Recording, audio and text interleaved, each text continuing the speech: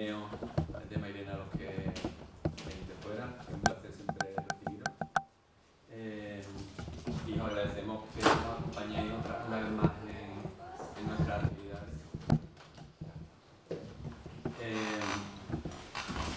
Estamos retomando un ciclo que ya empezamos hace unos años de patrimonio, y de esta nueva época es la primera conferencia que vamos a tener, ¿vale?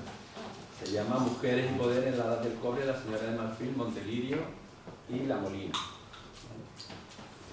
Nos la va a presentar Marta, que es doctora en Prehistoria y Arqueología de la Universidad de Sevilla, donde actualmente trabaja como profesora. Se licenció en Historia y en Antropología Social y Cultural y ha desarrollado su labor investigadora tanto en España como en el extranjero, en centros tan prestigiosos como la Universidad de Tübingen en Alemania o la Universidad de Iowa en Estados Unidos. Su trabajo se centra en temas apasionantes como es la desigualdad social y de género en la prehistoria y el papel que pudieron desempeñar las mujeres en las primeras sociedades complejas de la península ibérica. Esta tarde nos invita a descubrir los yacimientos únicos de la Dama de Marfil, Montelirio y La Molina, que está en la provincia de Sevilla, donde hace 5.000 años fueron enterradas mujeres que, según evidencia arqueológica, pudieron tener un papel muy relevante en la sociedad de la época, ¿no? Un tema fascinante que combina ciencia, historia y también reflexión que podemos traer al presente, ¿no? Así que dejo con Marta. Bueno, muchas gracias por la invitación. Yo estuve aquí hace unos meses a propósito de una invitación a su vez de Carmen para acompañarnos aquí toda una exposición, y en la conversación de después surgió la posibilidad de esta actividad. Entonces, bueno, una cosa llevó un poco a la otra, ¿no? Agradezco al Ateneo la confianza, ¿no? No sé si a lo mejor podemos apagar una luz, porque si no vais a ver, a lo mejor solamente la descripción. Bueno, a mí me da igual que se me vea, para que se vean las imágenes. ¿Vale, Marta? Sí, yo estoy bien. Vale, entonces, bueno, dicho eso, cuando hablé con Pablo me comentó la posibilidad de hacer algo sobre Montelirio principalmente, que bueno, quizá conozcáis la mayoría, no es un monumento megalítico que está aquí cerca, en Castilleja de Guzmán, y yo le dije que por supuesto Montelirio me parecía muy interesante, pero que podíamos quizá hacer algo combinado con otros dos contextos más, que son por ese motivo los tres que presento, que voy a explicar aquí, ¿no? Yo he preparado una presentación para más o menos unos 50 minutos, quizá me enrollo un poco más de la cuenta, pero voy a intentar extenderme mucho más de eso por si luego suelto de preguntas o cosas que queréis que comentemos, que sea lo más dinámico quizá, ¿no? Tampoco tengo mucha práctica con este micro, entonces me decís si se me cae o no se me escucha o lo que sea, ¿no? Bueno, la presentación la he dividido en 4 partes, que son esas que oís ahí. Primero voy a contar algunas cosas de la prehistoria, porque bueno, no sé si todo el mundo está familiarizado con eso o no, o hace falta quizás refrescar algunas cosas generales, ¿no? Y ya luego voy a dedicar un rato a hablar de cada uno de esos 3 contextos, ¿no? Empezando por la Señora del Marfil, luego el Cobre de Montelirio y finalmente La Molina. Entonces, bueno, en el primero de los casos, la prehistoria, bueno, sabéis que es un periodo larguísimo de la historia de la humanidad en la que pasan muchas cosas, y esto que veis aquí, que es una representación de una posibilidad de lo que sucedió en Altamira, ¿no? En la sala de los polícromos famosa de los bisontes, quizás fue pintada por una mujer, ¿no? Pero también pudo haber sido pintada por un hombre o pudo haber sido pintada por niños, ¿no? Yo lo que quiero proponeros en la conferencia en general es que nos cuestionemos un poco todo eso, ¿no? Bueno, en esta línea del tiempo, aunque hay un par de cosas que se han movido aquí, se identifican los periodos quizás más conocidos actuales, ¿no? Edad antigua, edad media, edad moderna y edad contemporánea. Todos esos serían, en principio, periodos históricos, ¿no? La prehistoria es todo lo que va antes de la escritura. Y como es todo lo que va antes de la escritura, en algunos sitios es antes y en otros sitios es después, porque no siempre la escritura se produce en el mismo momento en todas partes, ¿no? En la prehistoria encontramos esto, por ejemplo, que es una recreación del grupo humano que se encontró en la cima de los huesos en Atapuerca, pero también, por supuesto, Altamira es parte de la prehistoria, el que veíamos antes.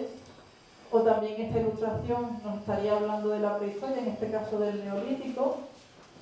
O también esta otra formaría parte de la prehistoria. Es decir, la prehistoria no son solamente homínidos cazando mamuts, que es lo que a veces tenemos un poco en la cabeza, ¿no? Sino que la prehistoria es un periodo muy largo en el que suceden muchas cosas.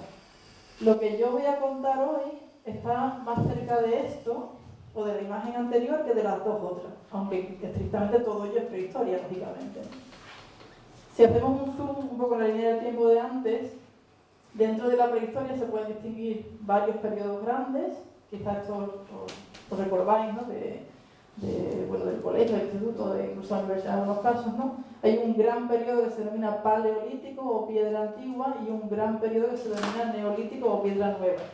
En el paleolítico, por piedra antigua, se encuentran elementos de piedra tallada, por eso se llama antiguo, ¿no? Y en el neolítico o piedra nueva, los elementos de piedra pulimentada. Después de eso tendríamos las edades de los metales, que son edad del cobre, edad del bronce y edad del hierro. Bueno, esto es importante porque todo es prehistoria, pero muy diferente. Tenemos prehistoria antigua y prehistoria reciente, por ejemplo, o también tenemos en la primera parte sociedades cazadoras-recolectoras nómadas que se desplazan por el territorio frente a sociedades ya establecidas o sociedades sedentarias, que ya conocen la agricultura y la ganadería y que tienen una forma de vida realmente parecida a la nuestra hasta cierto punto. Nosotros estamos más cerca seguramente del modo de vida de estas sociedades sedentarias que lo estaban las otras sociedades prehistóricas cazadoras-recolectoras de antes, ¿no? Aunque también haga mucho tiempo de estas cosas, ¿no? Y también otra característica básica sería que las primeras tienen economía depredadora, es decir, viven de lo que el medio les ofrece, mientras que en el segundo caso son de economía productora, producen alimentos, ya sea a través de la ganadería o la domesticación de plantas, ¿no?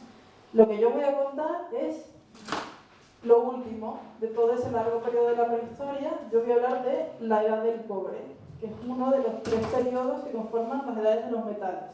Entonces no voy a hablar de nada que tenga que ver remotamente con Atapuerca o con Altamira, tenemos que quitarnos un poco esa idea de la cabeza, pero no tiene absolutamente nada que ver con eso, aunque todo evidentemente sea prehistoria, ¿no? Pero además de ese esquema básico, una idea que trasciende también muchas veces a cualquier cosa que tenga que ver con la prehistoria es la idea de igualdad, que ahí se ha descolocado un poco, y la idea de desigualdad o de menor igualdad, ¿no? Se tiende a pensar que las sociedades más simples, es decir, las sociedades cazadoras-recolectoras aparentemente más simples, ¿no? Son sociedades más igualitarias. Como son menos, hay menos problemas, de alguna manera un poco simple, ¿no?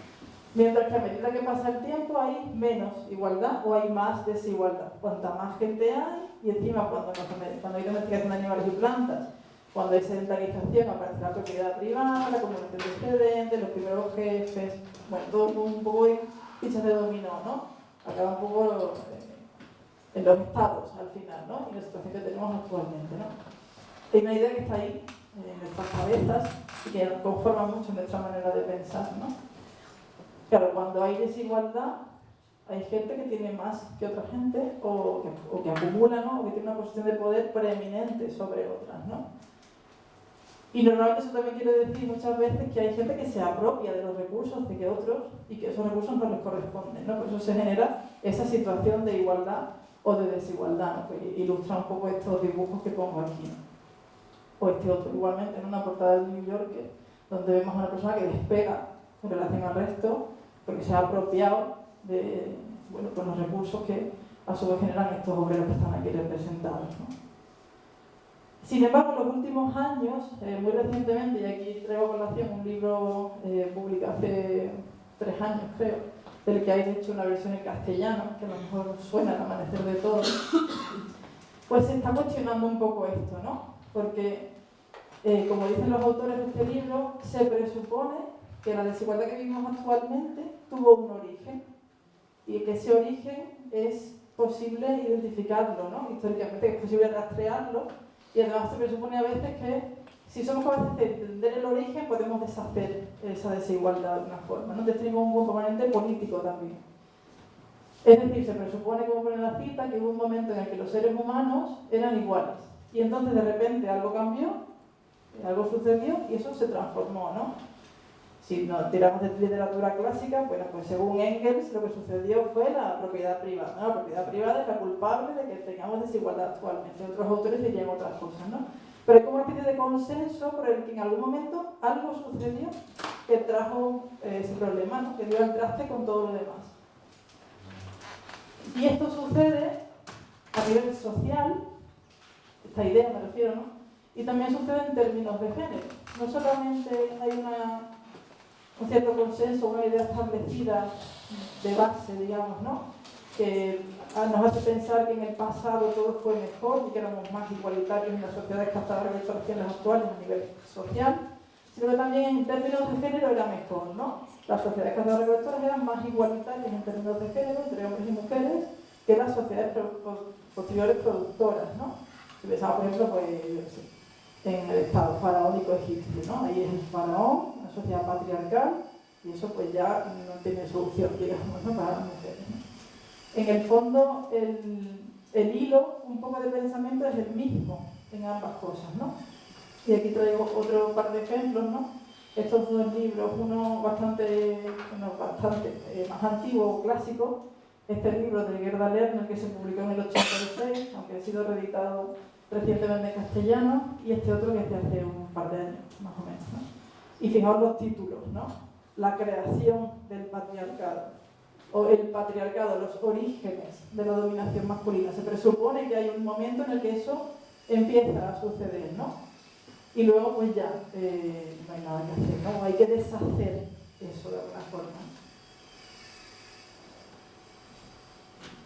Y además normalmente se pone en común la desigualdad social con la desigualdad de género, ¿no? De nuevo, la propiedad privada, la regulación de excedentes, las mujeres que están atadas a la reproducción, cuanto más niños tienen, pues más atadas están, y bueno, en fin, como todo un poco de nuevo en fichas de dominó, ¿no? Es una cosa como muy lineal, muy evolucionista.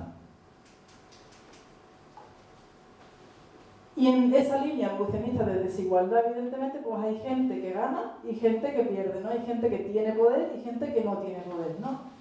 Pero este concepto en sí mismo pues, también puede ser un poco complicado a veces, ¿no? Porque, ¿qué significa el poder? ¿Qué significa tener poder o ejercitar poder, ¿no? Bueno, yo he cogido ahí una definición básica, ¿no? En sus tres acepciones primeras de la RAE, donde se pone un poco sobre la mesa la idea que probablemente tengamos en la cabeza, ¿no? Tener expedita la facultad o potencia de hacer algo. O en segundo lugar, tener facilidad, tiempo o lugar de hacer algo. O en tercer lugar, tener más fuerza que alguien, vencerlo luchando cuerpo a cuerpo, con sinónimos como vencer, ganar, dominar, superar o derrotar, ¿no? Y es esta tercera acepción la que está más extendida normalmente, ¿no? El poder es poder hacer algo para que alguien haga algo por mí o tener la capacidad de subyugar a alguien. Y normalmente el poder está muy asociado por eso a lo coercitivo, a la violencia, ¿no? Y por eso pongo aquí este relieve de Ramsés II, el probablemente más famoso de todos los faraones, ¿no? En donde se ve al faraón agarrando por los pelos a las tribus que ha sometido, ¿no? Con su poder violento además, ¿no? No con un poder que podamos entender como igualitario o equilibrado, ¿no? Sin embargo, esta no es la única posibilidad para entender el poder.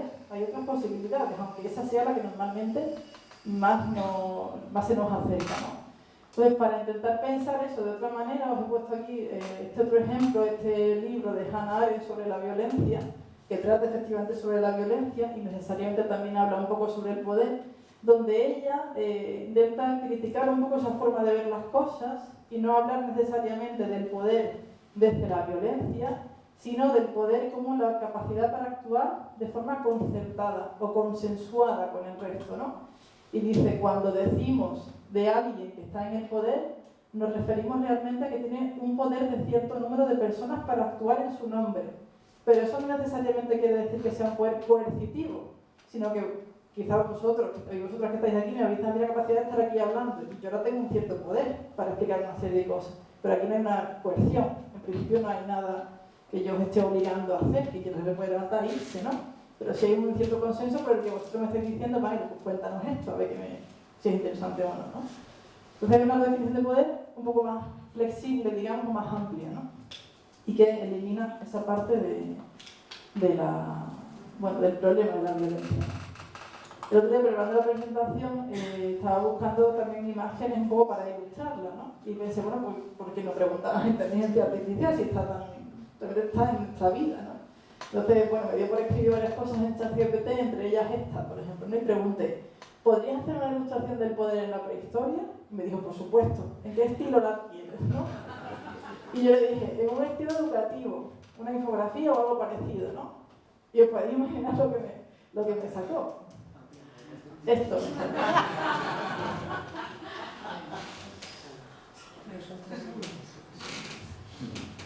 Claro, ¿por qué saca esto realmente, no? Porque yo no he dicho nada de mujeres ni de hombres, solamente he puesto eso, ¿no? El poder en la prehistoria. Entonces, ¿por qué me pone esto con esa habilidad, con esa rapidez? Bueno, para cuestionar un poco esto, esa cosa que nos plantea el ChatGPT y también ese viso unilineal, un poco de la igualdad y la desigualdad, de género y social, yo voy a comentar algunas cosas de 3 contextos impresionantes, sobre todo 2 de ellos, pero bueno, yo creo que los 3 lo son, que están muy cerquita de nosotros y que desgraciadamente pues quizá no todo el mundo conoce, ¿no? Se trata de 3 contextos arqueológicos que están en estos 2 sitios. En Valencina, en el yacimiento de Valencina, que está aquí muy cerca, que se encuentra debajo de Valencina de la Concepción y Castilleja de Guzmán, de esos 2 municipios, y de la cueva artificial de La Molina, que está en el pueblo de Lora de Estepa, en la provincia de Sevilla, cerca de Estepa, pero un poco más alejado de donde nos encontramos actualmente, ¿no? Bueno, aquí podéis ver la localización con esta gran entrada del mar, que durante la Edad del Cobre pues, tuvo lugar en esa zona, ¿no? Porque Sevilla no existía evidentemente porque estaba inundado de agua, ¿no? Y el mar llegaba hasta la zona que es actualmente Valencia.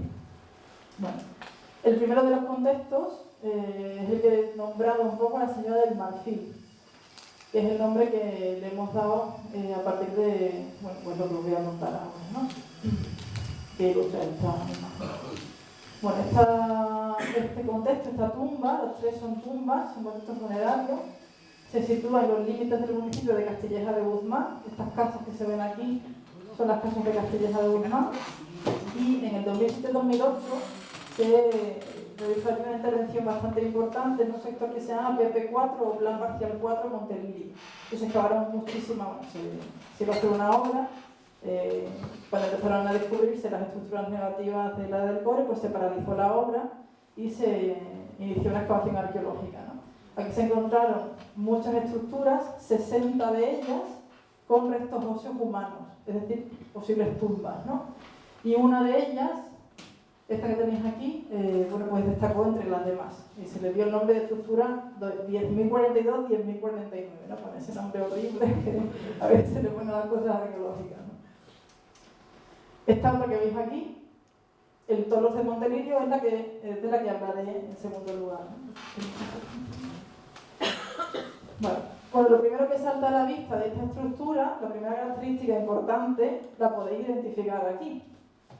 Esta estructura es esta.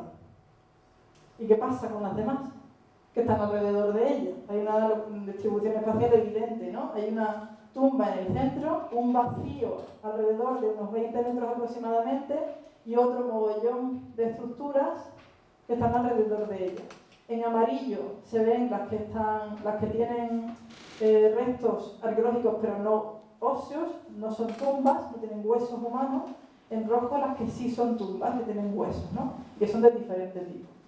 Entonces, bueno, evidentemente hay una identificación muy clara de la preeminencia de esa estructura, de esa tumba con relación al resto, ¿no? Está en el centro, hay una zona de respeto que se mantiene vacía durante los 250 años aproximadamente que dura en los que se conforman ese sector, ¿no? Y en donde la gente se entierra alrededor de ese sitio porque lo reconocen como un espacio importante, pero mantienen un espacio de respeto, digamos, alrededor, ¿no?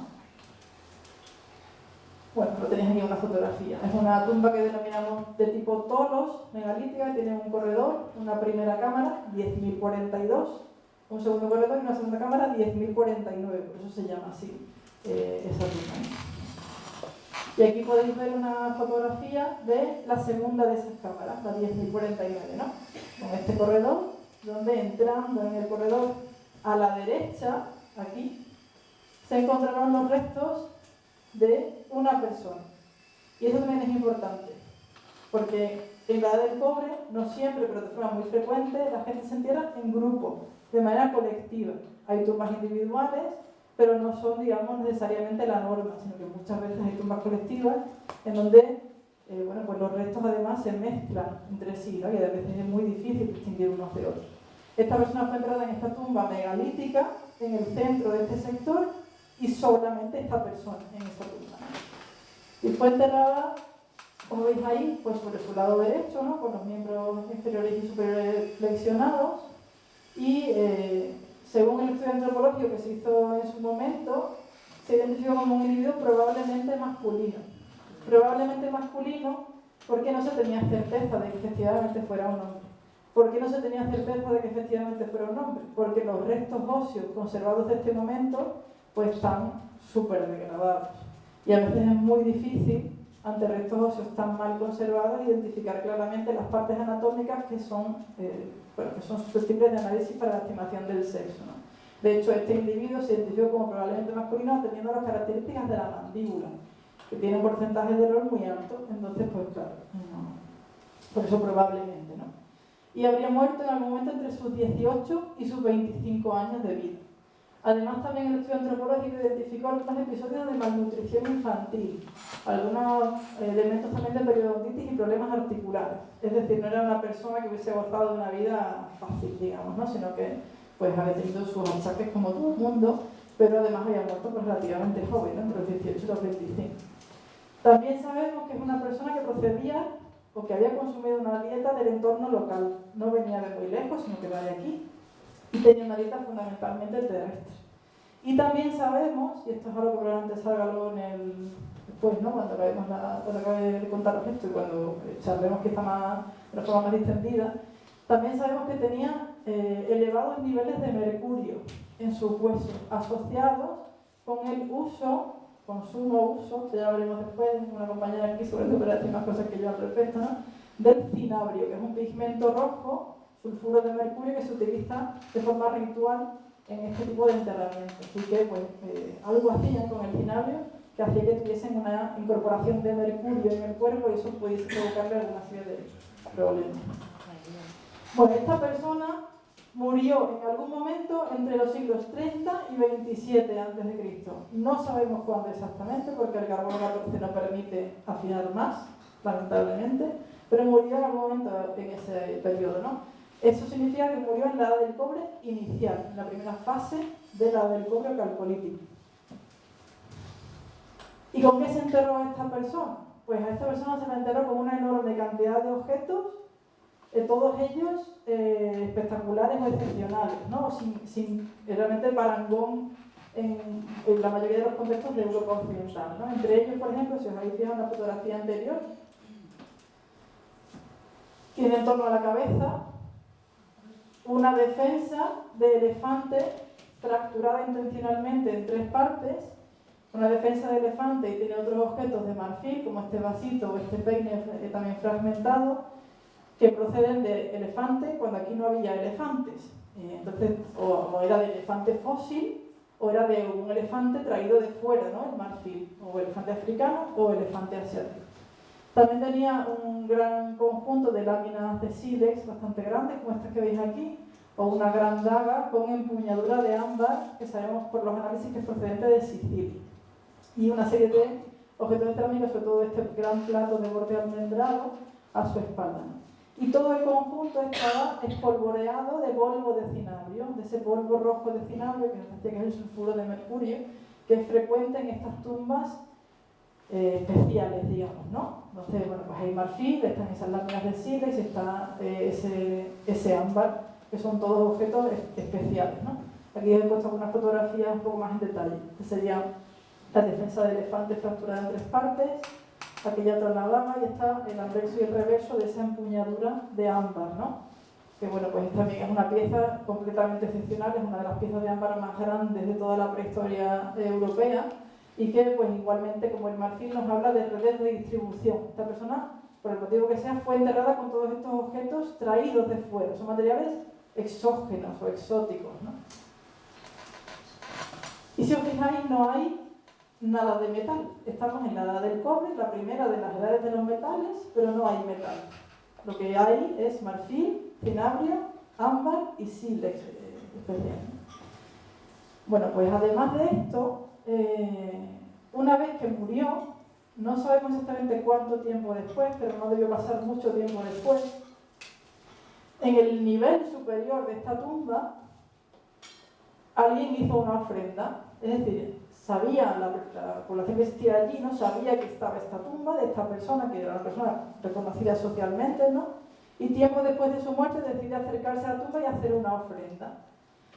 ¿Por qué pensamos que esto es así? Pensamos que esto es así porque encima de su unidad estratigráfica, que es esta de abajo, hay un nivel superior, unos 25 centímetros aproximadamente por encima, que es este que veis aquí, donde no hay restos óseos. No hay muerto, digamos, no es una tumba sin muerto, entonces no es una tumba, no es un cenotafio ni siquiera, no es una ofrenda a la persona que está debajo enterrada, ¿no? Y de nuevo ahí pues había depositado una gran cantidad de objetos, entre los que de nuevo destaca con gran fuerza el marfil. Hay otra segunda defensa de elefante, en este caso decorada, una daga de cristal de roca con empuñadura de marfil y funda de marfil, también igualmente decorada, que es un objeto completamente único en la prehistoria universal, no solamente de... Esto de verdad no es porque esté aquí al lado de Valentina, es porque el sitio realmente es un sitio muy destacado a nivel universal, ¿no? Un huevo de avestruz, otro conjunto de láminas y algunos platos más de borde almendrado, estos grandes platos, ¿no? Aquí tenéis una vista en detalle ampliada de esa defensa de elefante decorada, con algunos restos de cinabrio todavía, que se identifican más o menos aquí, ¿no? Que estaban muy perdidos. O aquí las fotografías de la daga de cristal de roca con empuñadura de marfil y el otro huevo de avestruz. Claro, esta persona, cuando se descubrió la tumba, en el 2007-2008 empezó a estudiarse, pues fue presentada como el gran marchante del marfil, un gran hombre, que es como se denomina a veces a los jefes, a las primeras figuras emergentes, digamos, de la complejidad social, de estas primeras etapas de complejidad social, ¿no? Un jefe, ¿no? Una especie de líder de alguna forma, digamos, ¿no? Y hace unos años, después de esto, evidentemente, tiempo después de esto, tuvimos la posibilidad de hacer un análisis nuevo que se denomina análisis de péptidos del esmalte dental, que lo que hace es identificar una proteína, la melogenina y el esmalte dental, que forma parte de la formación del esmalte dental, que nos identifica si el individuo es XX o si el individuo es XY, es decir, si es una mujer o si es un hombre, a nivel cromosómico, ¿no? Es algo parecido, digamos, en alguna forma al ADN en ese sentido, ¿no? Te puede decir si es una mujer o es un hombre. Con la particularidad de que solamente hace falta esmalte dental y como los dientes son la parte más dura de todo nuestro esqueleto, pues suelen conservarse con mayor facilidad que en los restos óseos, ¿no? Y además lo permite identificar de una forma certera, no con la probabilidad de la antropología física de 90%, 80%, yo probablemente masculino, probablemente femenino, ¿no? Siempre lo dice pues XX o XY y ya está, ¿no?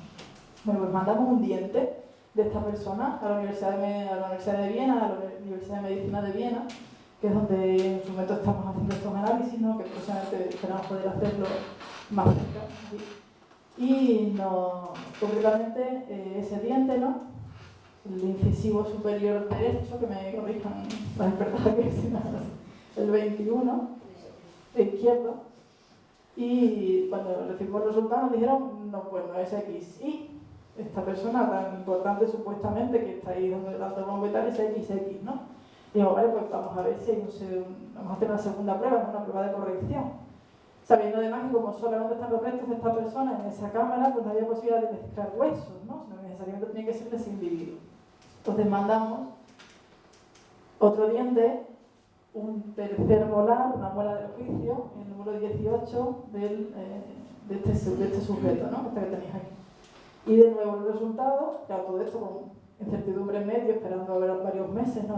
Bueno, yo lo estoy contando así de rápido, pero bueno, esperando al final. Y nos dijeron, es X. Esta persona era una mujer, no era un hombre, ¿no? Es decir, no era un gran hombre, o un big man, o no era un gran jefe, sino era una gran jefa, en todo caso, o una gran mujer, ¿no? Claro, esto no cuadra mucho con el esquema que os he puesto antes, ¿no? Lineal de esta desigualdad social y desigual.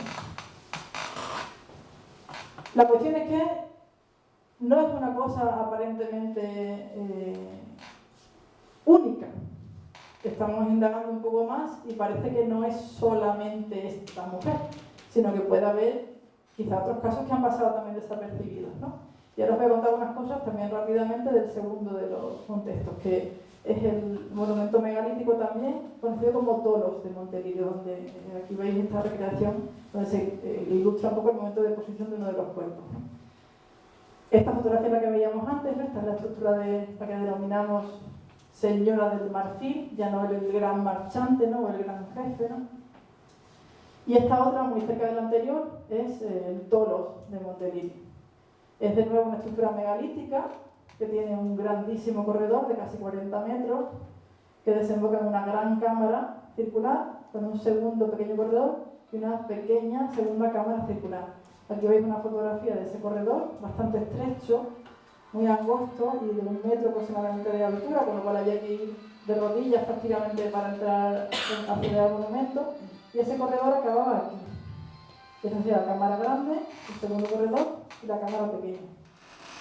Desgraciadamente hay una parte muy importante de la cámara pequeña que fue alterada en la antigüedad, y también hay una zanja bastante grande en la cámara grande, también había una alteración propia de la antigüedad, una de las del hierro y otra probablemente de época más tardía. ¿Quién se enterró en este sitio o qué personas, ¿no? Se enterraron en este sitio?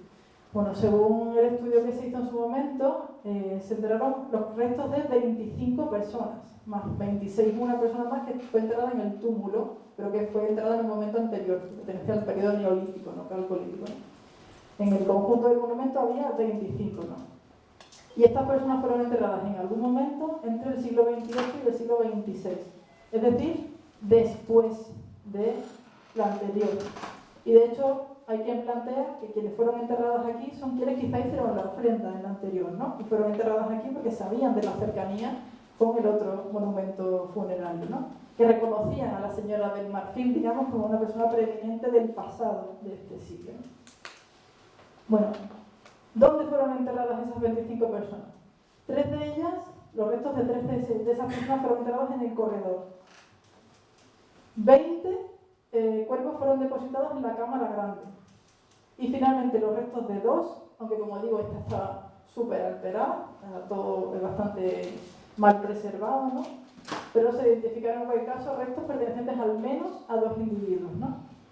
Los restos del corredor parece que fueron restos enterrados en algún momento fuera y parcialmente esqueletizados fuera, y al menos en 2 casos traídos luego dentro al corredor. Es decir, que el monumento megalítico no fue su primer sitio de depósito, sino que llegaron al corredor luego, ¿no?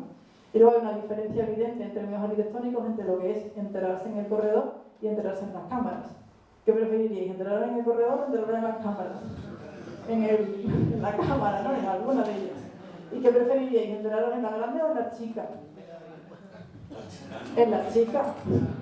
Todo el mundo aquí entiende que la más inaccesible, digamos, ¿no? Es la más especial, ¿no? Y de hecho está de nuevo entrando a la derecha, ¿no? Si hay que enterarse entre la cámara grande y el corredor, pues por lo menos la cámara grande, ¿no? En el corredor nadie quiere, ¿no? Es decir, que se entiende que hay una distribución espacial también diferente, ¿no? Pues el estudio antropológico que se hizo en su momento pues plantea esta situación, ¿no? En naranja tenéis individuos femeninos o probablemente femeninos, en azul masculinos o probablemente masculinos, y en gris indeterminados, es decir, individuos que no es posible identificar su sexo por el estado en el que están los restos, porque son individuos que, digamos, caen en el medio en las identificaciones anatómicas. Entonces, ni son muy masculinos ni son muy femeninos, entonces es difícil decirlo, ¿no? Esto que plantea que en el corredor de los 3 había uno probablemente femenino, uno probablemente masculino y uno indeterminado. En la cámara grande de los 20, 15 serían mujeres, 5 indeterminados, y en la cámara pequeña 2, un hombre y un probable masculino y un probable femenino. ¿Qué se enterró con esta gente? Eso serían las personas, ¿no? Pero ¿qué objetos había enterrados con estas personas? Bueno, pues en el centro de la cámara grande había un gran altar hecho en arcilla, en torno al que una estela, en torno al que se distribuían los cuerpos de esas 20 personas, de las cuales al menos 15 eran mujeres, ¿no?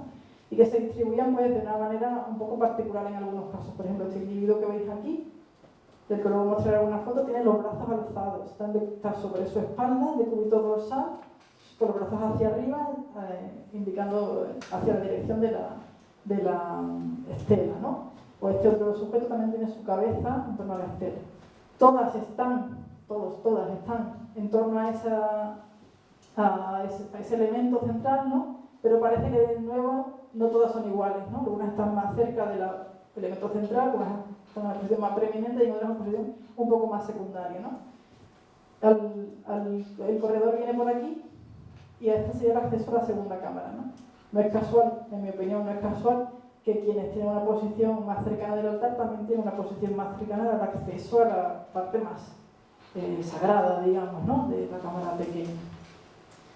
Bueno, ¿y quiénes eran estas personas? Eran fundamentalmente mujeres, ¿no? Fundamentalmente mujeres adultas, pero jóvenes, y que parece, o no es descartable, desde luego, que se enteraron o a la vez o en un lapso de tiempo relativamente corto. ¿Por qué pensamos que eso fue así? Se piensa que eso fue así porque todos los restos están en conexión anatómica, es decir, no están revueltos los huesos, como cabría esperar que sucedería en un contexto en el que tú entras y depositas un resto y al cabo de 25 años vas otra vez y depositas otro y así sucesivamente durante mucho tiempo, ¿no? Los huesos se mueven, cuando no hay tejido los huesos se mueven, cuando hay tejido los huesos se quedan en su sitio, ¿no? Digamos que aquí todos los huesos están en su sitio. El fémur está con la tibia y con el peroné, el húmero está con el cúbito y con el radio, todo en su orden, ¿no? Y en algunos casos, además, sobre todo en estos que veis aquí, en ese mogollón, están unos encima de otros, lo cual no ha pasado mucho tiempo entre unos y otros. ¿Cuánto tiempo? No lo sabemos, porque el radiocarbono no permite saberlo. ¿Un día? ¿Una semana? ¿Un año? ¿Una década?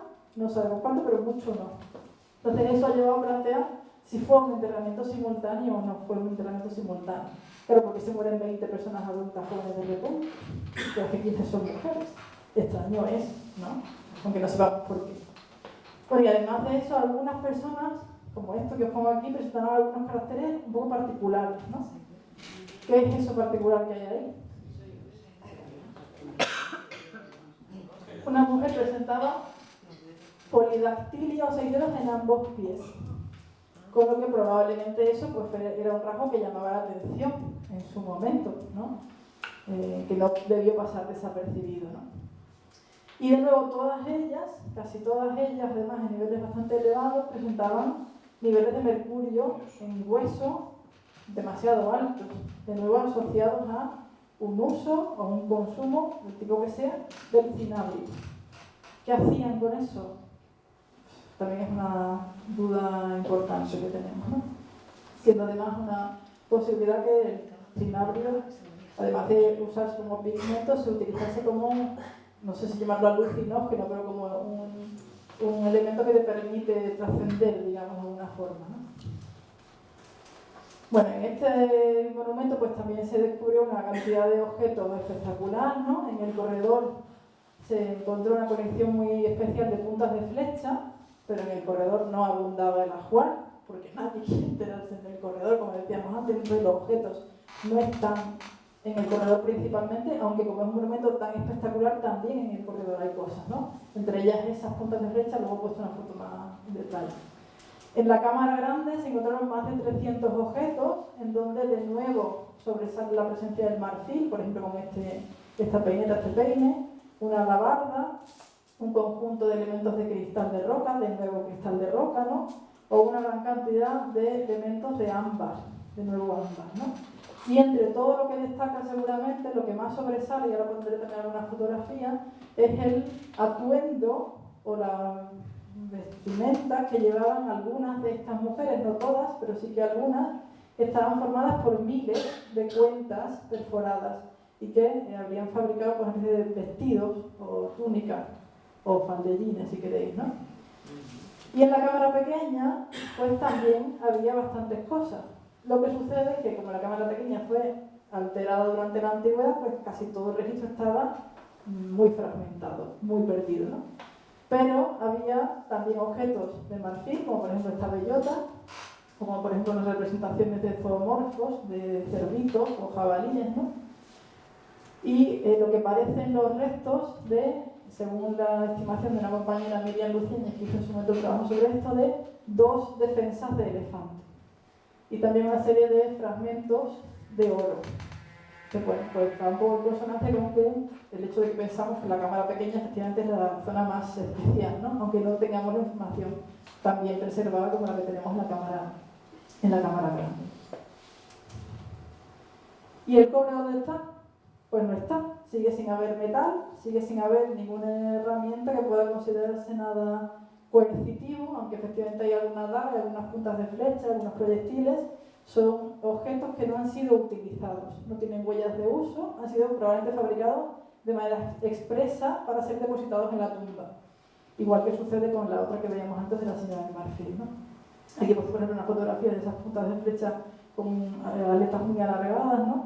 Que son además súper finitas, las tocas y vamos, se rompen prácticamente, ¿no?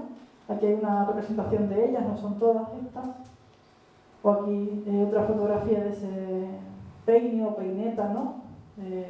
Marfil, aquí en una ilustración, por ejemplo, de quizás cómo podría haber sido llevado.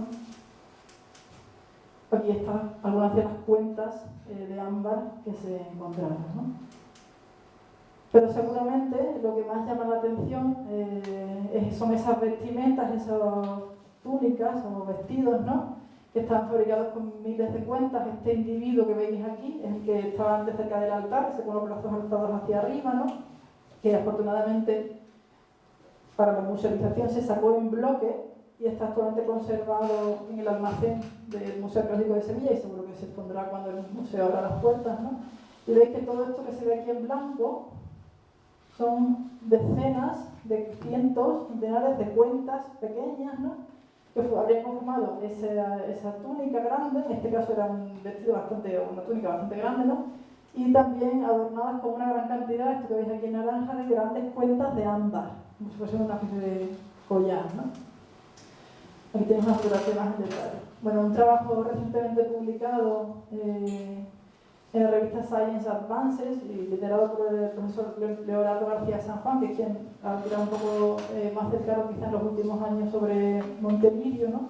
Por si alguien tiene curiosidad puede acudir a sus publicaciones. Y se estima en este trabajo, elaborado colectivamente por mucha gente, que habría alrededor de unas 270.000 cuentas de esta fecha. Lo que lo convierte automáticamente en el contexto arqueológico con más cuentas de todo el mundo conocido. De todas las que cualquier época, por la que se ocurra, puede estar relacionada, ¿no?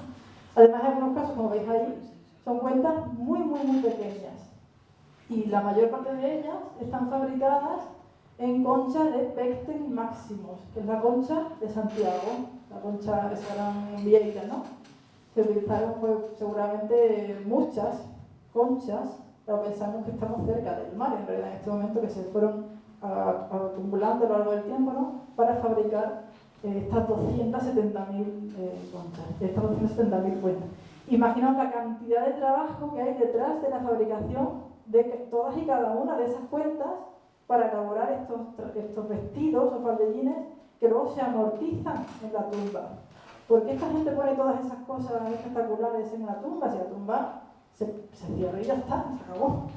Entonces, se mueren los objetos con las personas también, ¿no? Hay una enorme cantidad de trabajo ahí invertida para simplemente desaparecer, ¿no? Bueno, y como decía también antes, pues ahí todo el entorno estaba cubierto, aquí se puede ver quizá mejor en esta fotografía, de ese polvo rojo de cinabrio, ese sulfuro de mercurio que probablemente también es lo que hizo que tengamos estos restos óseos con esos elevados niveles de mercurio, ¿no? Y en esta fotografía podéis ver el momento de excavación de esa persona, ¿no? Este es el altar y el que veíamos antes con los brazos alzados, el hilo UE343, habría que buscarle seguramente un mejor nombre, pero bueno, pues es este que tenéis aquí, ¿no? Y esto sería una fotografía de los ajuares de la cámara pequeña. Esta, por ejemplo, es una de las defensas fragmentadas desgraciadamente del elefante, ¿no?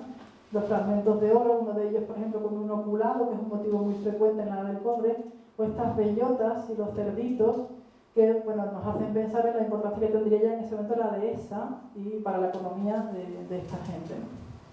Claro, ¿cómo fue interpretado esto en su momento? Con esto que os he contado antes, ¿no? Por ejemplo, como una noticia que salió en su momento, 2009, en el ABC. La tumba de un gran jefe político, el individuo probablemente masculino de la cámara que está triturada, pequeña, y su harén. Claro, ¿no? Así fue explicado, ¿no? A pesar de que no sabemos realmente con los restos fragmentados de la cámara pequeña, es imposible hacer una estimación de sexo, ni el mejor antropólogo, pero hacer no se puede, ¿no? Claro, hemos hecho aquí también el análisis de los dientes, que os comentaba antes, porque en la cámara pequeña sí hay dientes. Está todo muy triturado, pero dientes sí que hay. Entonces, bueno, pues efectivamente es posible darle una vuelta un poco a esto, ¿no? Y voy a pasar la diapositiva rápido porque tristemente esto está todavía en proceso de publicación y como la presentación está siendo grabada, tampoco yo quiero avanzar a nada. Pero creo que el público presente es lo suficientemente inteligente como para deducir, por lo que yo estoy diciendo, que esto no es lo que los resultados del análisis de péptidos han dado, ¿no? Y si queréis luego quizás, pues después de la conferencia, en petit comité lo comentamos, ¿no? Pero tenemos nada ni remotamente parecido a el jefe y su harén, ¿no? Por eso, yo creo que más que el jefe y su harén habría que tachar eso y decir la tumba de un grupo de mujeres preeminentes, líderes, poderosas, o como queráis llamarlo, ¿no? Pero desde luego no funciona ya esta interpretación en los mismos términos, ¿no? Vale, ya les he contado, nada, muy rápidamente también, antes de acabar, 2 o 3 cosas también del último de los 3 contextos. Porque claro, esto está circunscrito a Valencina. Pero llega un momento en el que nos planteamos, bueno, ¿esto solamente pasaba en Valencina? ¿O hay más sitios en los que pasaba también o pasaba algo parecido, ¿no? ¿Solamente este sitio? Porque este sitio era un sitio especial, o es algo que quizá tenemos que replantearnos también en otras partes, ¿no? Y entonces empezamos a mirar en otros sitios, ¿no?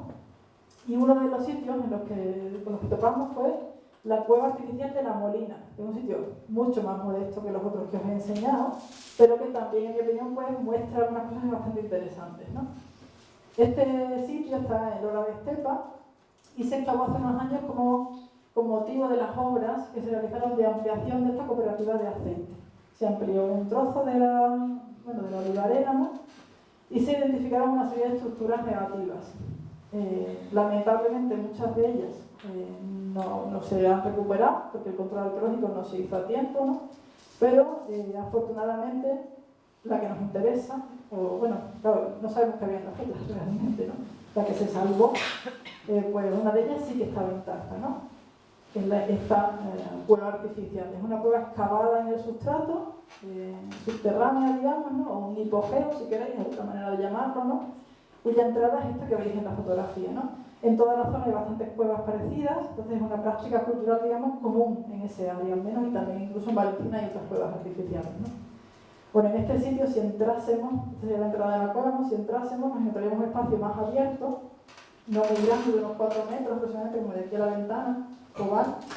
Un día en un colegio me decían, ves un cerebro, no es una cueva, era de una forma así un poco extraña, ¿no?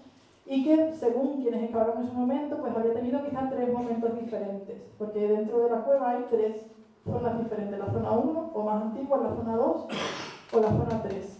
1 y 2 serían relativamente coetáneas, parece, y la 3 sería la última fase, ¿no? de ese interrogante. Bueno, aquí he puesto una foto, por ejemplo, de la zona 1, veis que todo está en un suelo preparado con unas lajas, ¿no? Unas losas de piedra, y además hay dos monolitos muy singulares, que bueno, no cuento aquí porque no me da tiempo, pero hay 2 elementos muy singulares que distinguen también la zona 1, que es esta, de la zona 2, aquí veis el monolito de antes, que sería esta, y la zona 3, que sería esta, ¿no? Que veis que además está como un poco por encima de la anterior, estratigráficamente es un nivel superior, y además tiene una gran mancha roja de cinabrio de nuevo en sus losas, ¿no? En sus piedras. Bueno, ¿quiénes se enterraron aquí? Este sitio era un contexto colectivo, entonces aquí se enterraron los restos de 10 personas, al menos, según el estudio antropológico, en diferentes momentos, no en un único episodio simultáneo, sino a lo largo del tiempo, ¿no? Entre ellos había 9 individuos adultos y un individuo infantil. Veis que en las otras tumbas solamente había personas adultas, no había no hay niños y niñas, digamos, ¿no? Y de esos 6 serían individuos femeninos, mujeres, ¿no? Y 4 individuos masculinos. Entre ellos también sabemos que el niño, ¿no? Todos ellos serían de nuevo locales, no procederían de muy lejos y fueron enterrados en algún momento, al menos el primero de ellos, porque desgraciadamente hemos mandado 19 muestras al azar y han dado resultado una, entonces solo tenemos una datación del que sería probablemente el primer individuo en ser enterrado, que fue enterrado en algún momento entre el siglo 33 y el siglo 29, en esa fase 1, digamos, ¿no? Antes que las otras dos tumbas que hemos visto. Y entre los 10 sujetos había uno que se distinguía del resto. No todos eran iguales, aunque estén todos en la tumba, no todos eran iguales, ¿no? Muchos de ellos tenían de nuevo niveles de mercurio no tan elevados como los de antes, pero también raros, pero sobre todo este individuo que se distinguía del resto tenía elevados niveles de mercurio de nuevo, ¿no? Y estas personas fueron enterradas con un ajuar colectivo en el que destacaba de nuevo láminas de sílex, del que veis aquí algunas, proyectiles, algunos de ellos de cristal de roca, de nuevo, ¿no? Marfil, otra vez, como este brazalete, o no ámbar, sino una cosa muy curiosa que es imitación de ámbar. Son 2 cuentas fabricadas en piedra con una resina que las recubre como una orfebrería del cobre, digamos, ¿no? Porque no tenían ámbar, pero querían tenerlo, ¿no? Entonces, bueno, pues era una manera de hacerlo, ¿no? Y luego hemos sabido, desgraciadamente, esta fotografía es lo único que nos queda, que apareció una pieza que en la foto desde luego a todas luces parece ámbar, pero que está perdida. Pues quizás también hubo ámbar ahí, no sabemos, ¿no? ¿El cobre dónde está? Pues no está. Otra vez no hay nada de cobre aquí. Aunque paradójicamente estamos todo el rato nada del cobre, pero no hay cobre, ¿no? Todas estas personas, como decía, no eran iguales, sino que uno de los individuos, y esto es un extracto de la monografía que se publicó en su momento, tal vez el último individuo inhumado en la zona 3, entrando a la derecha, de nuevo, ¿no? Es el único que tenía algunos objetos de ajuar asociados con él, con ese sujeto. Los otros estaban distribuidos, no se pueden asociar a ningún individuo, estaban mezclados, digamos, ¿no? Con los restos óseos. ¿Y qué tenía en torno a este individuo? Objetos de marfil. El brazalete que os enseñaba antes, este objeto es un mango de una lámina de sílex, como este cuchillo, y un extremo distal de un colmillo de elefante, una defensa de elefante de nuevo, ¿no? Y esta persona, por el análisis de péptidos que hemos hecho a sus dientes, efectivamente es una mujer también, ¿no? Esta sería la combinación de las 3 defensas, las 2 de ellas de abajo, de la señora del marfil, ¿no? El nivel suyo, el nivel de ofrenda, y esta bastante más pequeña, más modesta, ¿no? El extremo distal de la molina, ¿no? Esto se ha descolocado, pero bueno, no pasa nada, ¿no? Estos 3 sitios son los 3 contextos, son los 3 contextos que más cantidad de marfil, o de los que más cantidad de marfil tienen hasta la fecha conocida. En el caso de la señora del marfil hay más de 2,5 kilos de marfil entre todos los objetos. En el caso del Toro de Montelerio, más de 5 kilos. Y en el caso de la molina, 746 gramos, ¿no? Es decir, destacan a nivel cuantitativo y comparativo con otros contextos en los que también hay marfil, ¿no? Aunque el marfil en sí mismo es un elemento escaso, ¿no? Pero dentro de la escasez de marfil, en estos 3 sitios es donde más hay de todo lo conocido. ¿Qué muestran estos 3 casos pertenecientes los 3 a la edad del cobre inicial, a este periodo entre el siglo 30 y el siglo 26 aproximadamente, ¿no? Pues muestran la preeminencia social de mujeres adultas y no de hombres, porque no es solamente importante que sean ellas, sino que no hay tumbas equiparables de hombres. La individualización de sus cuerpos en un momento en el que la mayoría de los cuerpos no están individualizados de la misma forma, ¿no? Incluso en el caso de la molina, aunque sea un contexto colectivo, se distingue este sujeto del resto, ¿no?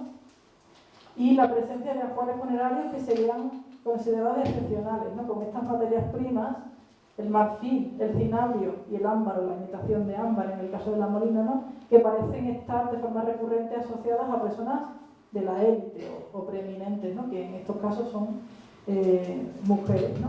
Y también la ausencia del metal o la irrelevancia del metal, pues en el caso de la señora Martín había un pequeño punzón, aunque esto no lo he dicho quizá antes, ¿no? Pero no había ninguna, digamos que el metal no es lo que distingue socialmente a las personas, ¿no? Sino que lo que distingue socialmente a las personas son el marfil o el ámbar, ¿no? O el cinabre. Y también pues la cierta disposición similar en el ritual, ¿no? En ese sentido de entrando a la derecha que os decía, por ejemplo, o en la asociación con los elementos en torno a la cabeza, por ejemplo. Claro, para mí estos son realmente mujeres que tienen un poder, ¿no? Que tienen una posición preeminente que se pueden calificar de mujeres poderosas, ¿no? Y pienso que, aunque lo haya puesto ahí en interrogantes, que se trata de líderes o jefas, si queréis, ¿no? Desde luego, si fuesen hombres, creo que nadie tendría duda de que son personas preeminentes poderosas y probablemente jefes, ¿no? Yo he puesto ahí un poco de interrogantes porque creo que hay que ser cauto también con esto en algún momento, ¿no? Claro, estos tres casos, aunque sean tres casos, en realidad vienen a decirnos que esto no funciona o no funciona siempre, al menos necesariamente. Aquí no funciona eso exactamente así, ¿no? Entonces eso nos tiene quizá que llevar a plantearnos algunas cosas de cómo nos imaginamos el pasado. Necesariamente fue diferente en muchos sitios, ¿no? No quiere esto decir que en todas las sociedades del Calcolítico dominasen las mujeres, ni muchísimo menos, ¿no? Sino que cabe dudar, al menos desde luego, de que fuese al revés, ¿no? Y desde luego cabe dudar de esto, por supuesto, ¿no? Cabe dudar de ChatGPT en todos los casos, pero que es verdad que, bueno, que hay que ser crítico con estas cosas, porque en los libros de texto de primaria y secundaria con mucha frecuencia se habla así alegremente de los jefes de la prehistoria, ¿no? No hay ninguna evidencia arqueológica de que esto fuese así, y la hay es de lo contrario, además, ¿no? Bueno, aquí he puesto ya para terminar una cita de Marilla Gimbutas, una arqueóloga lituana estadounidense que fue muy criticada en su momento porque propuso no que las sociedades neolíticas fuesen matriarcales, porque ella nunca dijo que fuesen matriarcales, pero sí dijo que estaban centradas en las mujeres, de alguna forma, o en lo femenino, ¿no? Y bueno, en esta cita ella dice que un obstáculo, un problema serio y continuo en el estudio de las sociedades antiguas es la asunción o la idea perezosa, ¿no?, de que ellas tienen necesariamente que haberse parecido a nosotros mismos, ¿no? ¿Por qué se tienen que haber parecido a nosotros? Nos falta imaginación seguramente, ¿no?, a la hora de pensar esto, ¿no? Hace falta más investigación, pero también mejor investigación y una mente abierta, y por supuesto hace falta mirar las cosas con cierta perspectiva de género y pensar que las cosas pueden haber sido de otra manera en el pasado, ¿no? ¿El origen está más cercano? ¿El origen? ¿El origen de la desigualdad? Bueno, o quizás no hay un origen, sino múltiples orígenes y desarrollos, ¿no? No necesariamente un momento, sino varios, ¿no? Y bueno, yo solo te quería decir que yo estoy aquí, pero esta investigación evidentemente no es mía, una investigación que se hace en prehistoria desde hace mucho tiempo, afortunadamente es muy colectiva y multidisciplinar, y yo muchos de los resultados que he planteado aquí proceden de algunas de estas personas que tenéis aquí y seguramente de otras que no están también ahí, ¿no? Y ya está. Muchas gracias.